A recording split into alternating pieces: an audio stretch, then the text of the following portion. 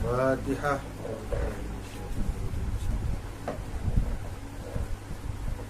Ar-Rahmanir-Rahim. Maliki yaumiddin. Iyyaka na'budu wa iyyaka nasta'in. Ihdinas siratal mustaqim.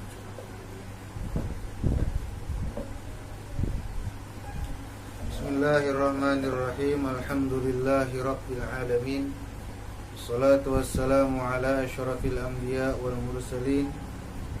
Sayyidina wa habibina wa syafi'ina wa maulana Muhammadin wa ala alihi wa sahbihi wa barik wa sallim ajma'in.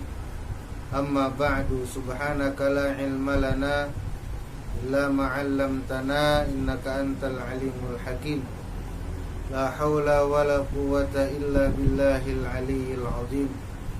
Al-azizil alim, 'adada kulli harfin kutiba wa yuktabu abadal abidin.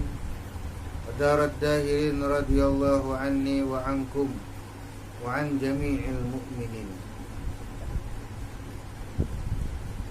Alhamdulillah, kita bersyukur kepada Allah Subhanahu wa taala di pertemuan yang pertama ini kita akan mengkaji bersama yaitu kitab Al-Ghayah wa Taqrib, itu kitab fiqih.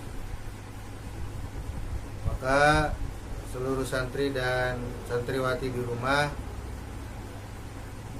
agar bisa membuka kitabnya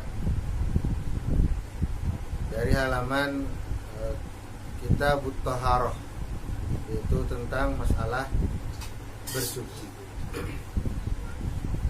Walaupun pada masa seperti sekarang ini, walaupun pada masa pandemi seperti sekarang ini, kita tetap berdoa kepada Allah Subhanahu wa taala semoga kita selalu mendapatkan kesehatan, mendapatkan kekuatan, dan berdoa bersama semoga wabah ini bisa cepat pulih dan kita bisa kembali tatap muka seperti biasanya. Kita mulai. Qala al-musannif rahimahullahu ta'ala wa nafa'ana wa bi jami' ulumihi fid dharaini amin. Kitabut Taharati, kitab penjelasan tentang bersuci. Dalam Islam,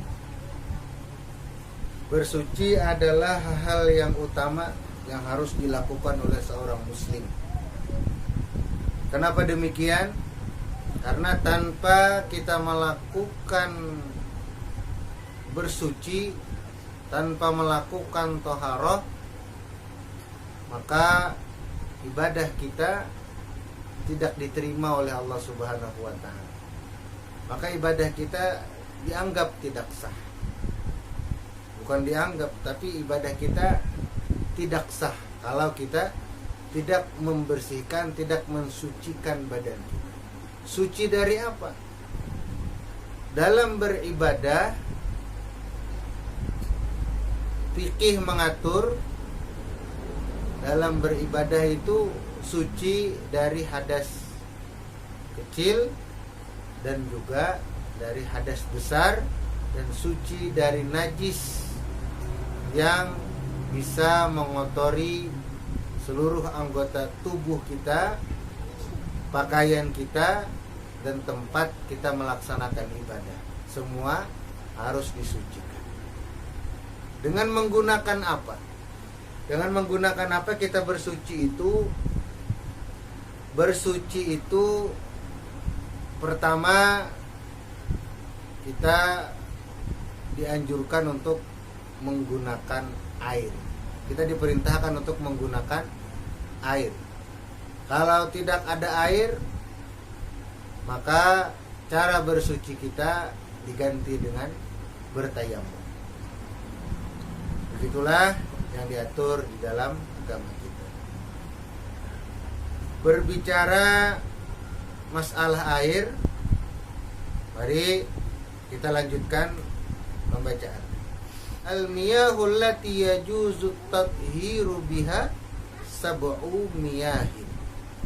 ma'us samai wa ma'ul bahri wa ma'un nahri wa ma'ul bi'ri wa ma'ul aini wa ma'us salji wa ma'ul bardi.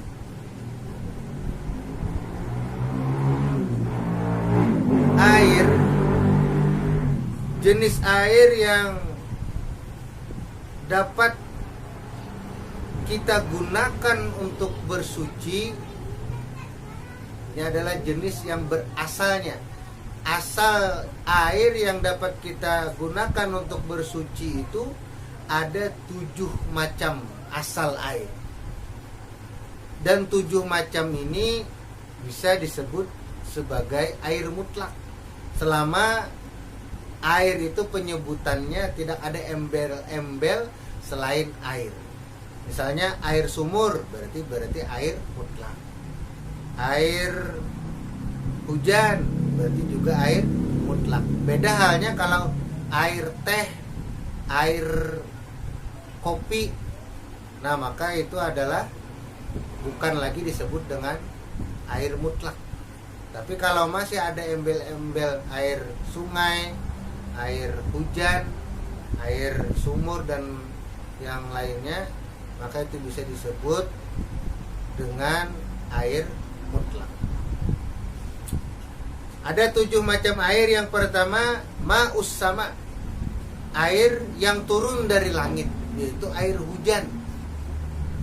Air hujan kita ambil wadah, kemudian kita letakkan di tanah, lalu ketika hujan terisi air itu, maka itu air hujan, maka air itu bisa kita gunakan untuk bersuci selama air tadi tidak tercampur dengan najis.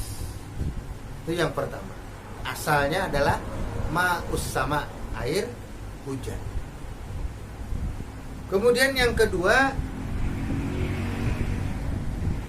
wa ma'ul bahri, air laut. Air laut, masin airnya, tapi tetap boleh kita gunakan untuk bersuci walaupun airnya masin, rasanya masin, karena memang sifat air laut adalah masin. Nah, jadi kalau air mana ini? Air laut. Oh, berarti ini bisa kita gunakan untuk bersuci. Itu jadi bisa kita gunakan untuk bersuci. Kalau yang dinamakan dengan air. Kemudian yang ketiga, wa ma'un nahri, air sungai. Baik itu rasanya masin, payau ataupun hambar, maka tetap semuanya itu bisa digunakan sebagai alat untuk bersuci. Kalau misalkan di kampung, di sungai, tapi banyunya bangai sealaman, nah maka itu tetap boleh digunakan untuk bersuci. Karena perubahannya itu memang berasal dari sungainya sendiri. Bangai banyunya aja, banyu sungainya bangai, maka bisa disebut tetap banyu sungai. Maka berarti bisa digunakan untuk bersuci. Yang berikutnya, yang keempat, wa ma'ul bi'ri, air sumur. Air sumur. Yang keenam, yang berikutnya, wa ma'ul aini, air sumber atau air sumber mata air, kayak sumur bor. Nah, itu termasuk air sumber namanya. Kemudian wa ma'us salji, air salju. Salju bukan salju es yang di dalam kulkas kada. Air salju nang memang turun salju, mencair airnya, maka itu bisa kita gunakan untuk bersuci. Yang terakhir adalah wa ma'ul bardi, air embun. Nah, embun kita kumpulkan, embun itu kemudian bisa kita gunakan untuk bersuci, maka boleh kita gunakan untuk bersuci. Nah, selama air hujan, air laut, air sungai, air sumur, air sumber air salju dan air embun tadi masih embel-embelnya seperti itu, tidak ada nama lain selain itu, maka air itu bisa kita gunakan untuk bersuci. Air aqua bang, banyu aqua boleh lah, boleh. Nah, jadi semua 7 macam air ini bisa kita gunakan untuk bersuci.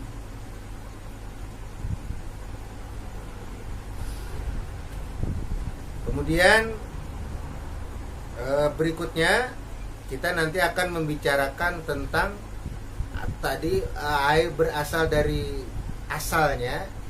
Yang berikutnya ini nanti pembagian air, apakah air yang mana yang bisa kita gunakan untuk bersuci dan air yang mana yang tidak bisa kita gunakan untuk bersuci. Itu nanti akan kita bahas. Nanti ada pembagiannya, ada 4. Nah, cukup sampai di sini dulu pembahasan kita kali ini.